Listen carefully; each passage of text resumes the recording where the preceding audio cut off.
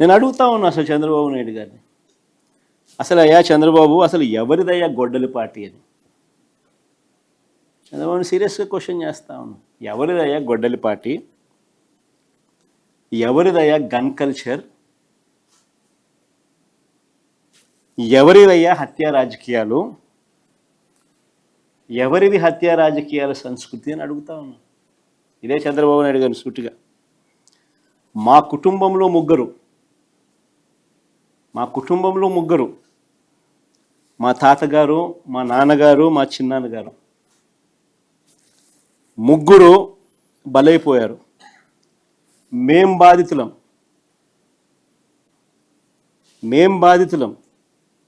కానీ మాపైనే వీళ్ళు తప్పుడు రాజకీయాలు చంద్రబాబు నాయుడు గారు చేయిస్తారు. మా తాతగారు రాజారెడ్డి గారిని చంపింది ఎవరని అడుగుతా ఉన్నా చంద్రబాబు నాయుడు గారిని. టీడీపీ వాళ్ళు కాదా? ఈ ఘటన చంద్రబాబు ముఖ్యమంత్రిగా ఉన్నప్పుడు కాదా జరిగింది అని అడుగుతా ఉన్నా. 1999 అసెంబ్లీ ఎన్నికలకు ఏడాది ముందు, 1999 చంద్రబాబు నాయుడు గారు ముఖ్యమంత్రిగా ఉన్నారు. 1999 ఎన్నికలకు ముందు, ఏడాది ముందు చంద్రబాబు నాయుడు గారు ముఖ్యమంత్రిగా ఉన్నప్పుడు మా తాతగారిని రాజారెడ్డి గారిని చంపారు. కేవలం నాన్నగారిని రాజశేఖర రెడ్డి గారిని పులివెందులకి కట్టడి చేయాలి అన్న ఒక్క రాజకీయ కోణంతో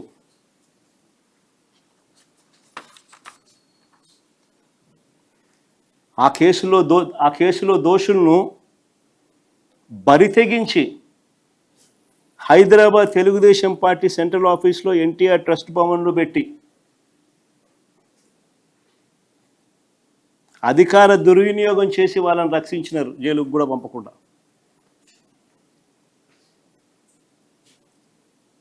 మరి ఇది ఎవరిదయ్యా క్రిమినల్ బ్రెయిన్ చంద్రబాబు గారు అని అడుగుతాను. ఎవరిదయ్యా క్రిమినల్ బ్రెయిన్ అని అడుగుతాను చంద్రబాబు నాయుడు గారిని. మా నాన్నగారి విషయంలోనూ అంతే. మా నాన్నగారు చనిపోక మునుపు 2-3 రోజుల కిందట అసెంబ్లీ సమావేశాలు జరుగుతూ ఉన్నాయి. అప్పట్లో ఆ అసెంబ్లీ సమావేశాలు క్లిప్పింగ్స్ ఒకసారి చూడండి మీరు కూడా. చంద్రబాబు నాయుడు గారు అన్న మాట అసెంబ్లీలో, నువ్వు అసెంబ్లీకి ఎలా వస్తావో నేను చూస్తానన్నాడు. చంద్రబాబు నాయుడు గారు అన్న ఈ మాట తర్వాత 2-3 రోజులకి నాన్నగారు చనిపోయారు. Helicopter accident. ఇప్పటికీ కూడా దీనికి సంబంధించి నివృత్తి కాని అంశాలు ఎన్నో ఉన్నాయి. ఎవరిదయ్యా చంద్రబాబు క్రిమినల్ బ్రెయిన్ అని అడుగుతా ఉన్నాను. మా చిన్నాన్న వివేకానంద రెడ్డి గారిని ఇదే చంద్రబాబు ప్రభుత్వంలో హత్యకు గురైన మాట వాస్తవం కాదా అని అడుగుతా ఉన్నా.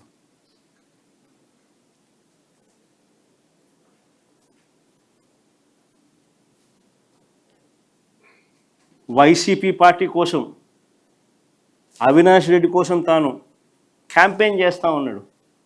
జమ్మన్మడుకు పోయి క్యాంపెయిన్ చేసి వచ్చినాడు.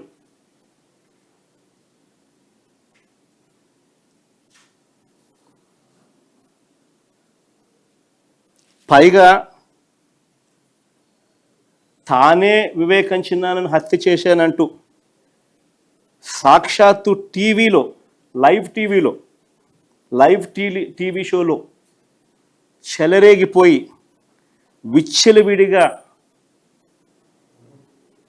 మాట్లాడిన ఈ దస్తగిరి అనే వ్యక్తి, చంపిన వ్యక్తి, నేనే చంపాను అని చెప్పి విచ్చలవిడిగా చెలరేగిపోయి మాట్లాడాడు టీవీ లైవ్ షోలో ఈ దస్తగిరి అనే వ్యక్తి. ఇవాళ స్వేచ్ఛగా పోలీసుల వత్తాసుతో దర్జాగా కారులో తిరుగుతూ ఉన్నాడు. జైల్లో ఉండాల్సిన వ్యక్తి దర్జాగా కారులో తిరుగుతూ ఉన్నాడు ఈరోజు.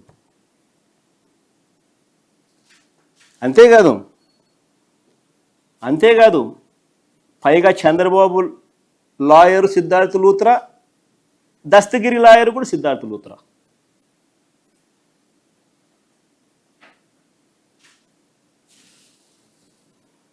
మరి ఎవరిదయ్యా చంద్రబాబు క్రిమినల్ బ్రెయిన్ అని అడుగుతా ఉన్నా.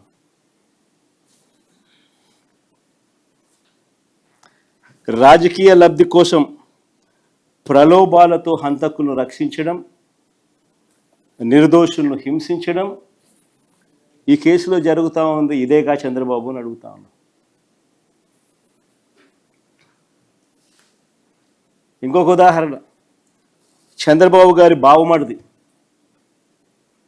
వియ్యంకుడు బాలకృష్ణ గన్ పట్టుకొని టపా టపా అని ఇద్దరిని కాల్చి పడేయలేదా అని అడుగుతా ఉన్నా. టపా టపా అని గన్ను పట్టుకొని కాల్చి పడేయలేదా అని అడుగుతా ఉన్నా. ఇదే పెద్ద మనిషి బాలకృష్ణ, చంద్రబాబు నాయుడు గారి వియ్యంకుడు,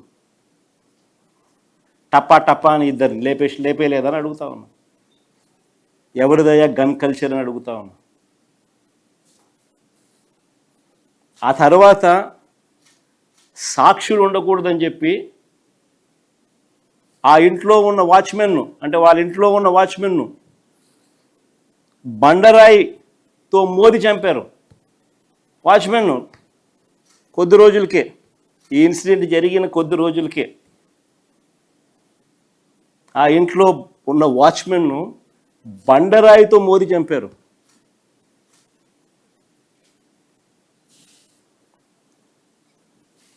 ఇంకొక ఇన్సిడెంట్, పాపం ఎన్టీఆర్ గారి అబ్బాయి హరికృష్ణ గారు యాక్సిడెంట్లో ఆయన చనిపోతే పరామర్శ కోసం అని చెప్పి పోయి చంద్రబాబు నాయుడు గారు పోయి కేటీఆర్తో పొత్తులపై చంద్రబాబు మాట్లాడారు శవాన్ని పెట్టుకొని.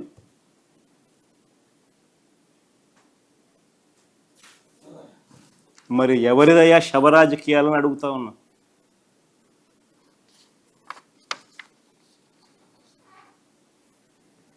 అంతేకాదు, సొంత కూతుర్నిచ్చి రాజకీయ జీవితాన్ని ఇచ్చిన సొంత మామ, తండ్రితో సమానమైన ఎన్టీఆర్ గారిని వెన్నుపోటు పొడిచి సీఎం కుర్చీని, ఆయన పార్టీని, ఆయన గుర్తును లాక్కుని ఆయన చనిపోయేట్టుగా చేసింది ఎవరయ్యా చంద్రబాబు అని అడుగుతా ఉన్నా. ఎవరివయ్యా కుట్ర రాజకీయాలు అని అడుగుతా ఉన్నా.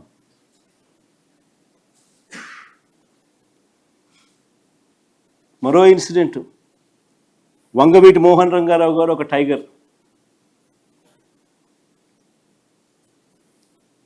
ఆయన ఎలా చనిపోయారు? పేదలకు ఇళ్ల పట్టాలు ఇవ్వాలని విజయవాడలో నిరాహార దీక్ష చేస్తూ ఉంటే అర్ధరాత్రి చంద్రబాబు నాయుడు గారి గవర్నమెంటు, తెలుగుదేశం పార్టీ అధికారంలో ఉంది, అర్ధరాత్రి నరికి చంపారు. ఈ ఘటనలో వేళ్ళన్నీ కూడా చంద్రబాబు గారి వైపే చూపిస్తాయి. హరిరామ జోగయ్య గారు అప్పట్లో తెలుగుదేశం పార్టీ మంత్రి, చంద్రబాబు నాయుడు గారి సహచరుడు, అప్పట్లో తెలుగుదేశం పార్టీలో మంత్రి. ఆయన ఏకంగా పుస్తకం రాశాడు ఏ రకంగా ఇన్సిడెంట్ జరిగింది, చంద్రబాబు నాయుడు గారి పాత్ర ఎంత బలంగా ఉంది అని చెప్తూ. ఆ వంగవీటి మోహన్ రంగారావు గారి హత్య కేసులో ఒక ప్రధాన నిందితుడు వెలగపూడి రామకృష్ణబాబు ఇప్పుడు తెలుగుదేశం పార్టీ ఎమ్మెల్యే.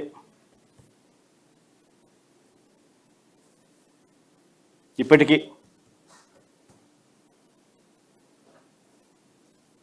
ఇంకా ముందుకు పోదాం.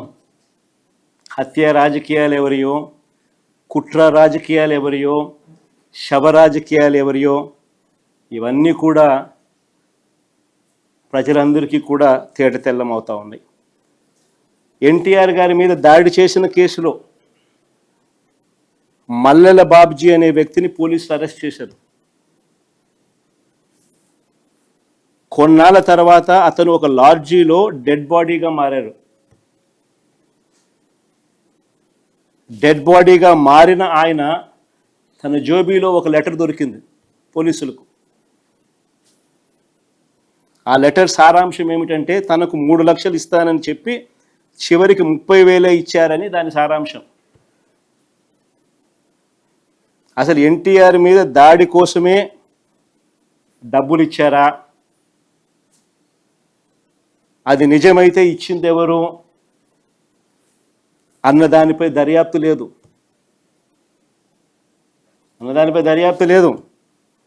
ఈ కేసులో వేళ్ళన్నీ కూడా అప్పట్లో చంద్రబాబు వైపే చూపించాయి.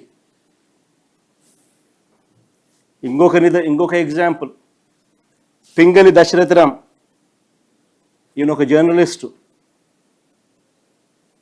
విజయవాడలో ఎన్కౌంటర్ అనే ఒక పత్రికను పెట్టి టీడీపీ ప్రభుత్వ అవినీతిని ప్రశ్నిస్తూ ఉంటే ఈ వ్యక్తిని హైదరాబాదు నుంచి బస్సు దిగి రిక్షాలో ఇంటికి వెళ్తూ ఉంటే కత్తులతో దారుణంగా దాడి చేసి చంపారు. ఈ ఘటనలో వేళ్ళన్నీ కూడా అప్పట్లో చంద్రబాబు నాయుడు గారి వైపే చూపించాయి. అడుగుతా ఉన్న చంద్రబాబు నాయుడు గారిని, ఎవరి అయ్యా హత్య రాజకీయాలు, ఎవరి అయ్యా కుట్ర రాజకీయాలు, ఎవరి అయ్యా శవ రాజకీయాలు? ఇదే పెద్ద మనిషి చంద్రబాబు నాయుడు గారు గురించి మాట్లాడుతూ ఆయన తోడల్లుడు దగ్గుపాటి వెంకటేశ్వరరావు గారు ఏకంగా పుస్తకం రాశాడు. అనేక టీవీలలో ఆయన ఇంటర్వ్యూలు కూడా ఇచ్చాడు. ఆయన అన్న మాటలు ఆయన పుస్తకంలో రాసినటివి. ధర్నాలు ఆందోళనల సమయంలో బస్సులు తగలబెట్టాలంటూ చంద్రబాబు పార్టీ క్యాడర్కు చెప్పేవాడని.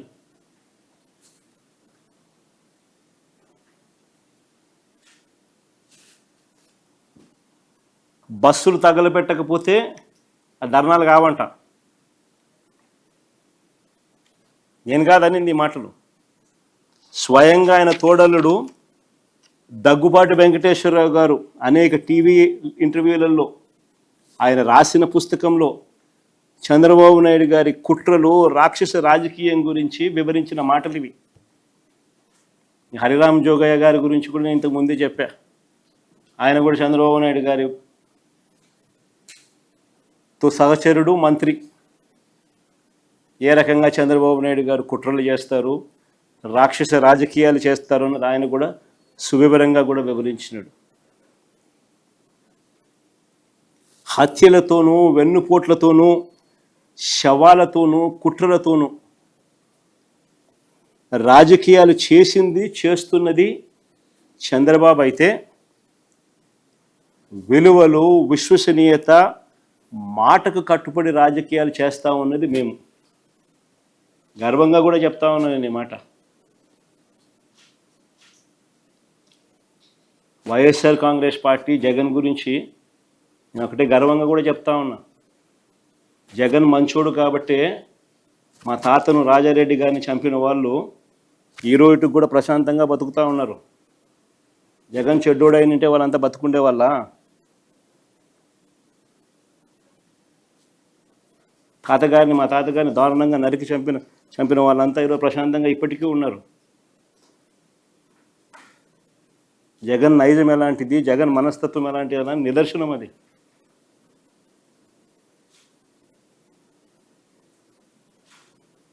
వారికి ఎప్పటికీ ఏమీ కాదు.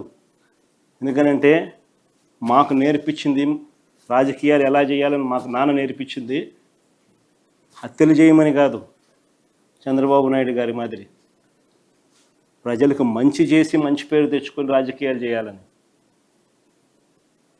అది చంద్రబాబుకు మాకు ఉన్న డిఫరెన్స్. రాజకీయాల్లో ఎవరికి కుట్రలు అవసరమో, ఎవరికి కుట్రలు, గొడ్డళ్ళు, గుణపాలు అవసరమో ప్రజలకు బాగా తెలుసు.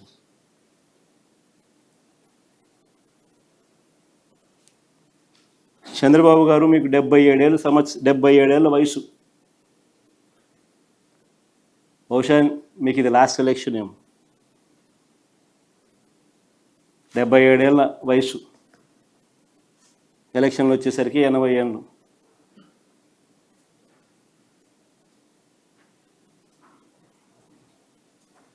ఈ వయసులో కూడా ఇలాంటి దౌర్భాగ్యమైన రాజకీయాలు చేయడానికి సిగ్గుగా నీకు అనిపించడం లేదా చంద్రబాబు అని అడుగుతా ఉన్నా.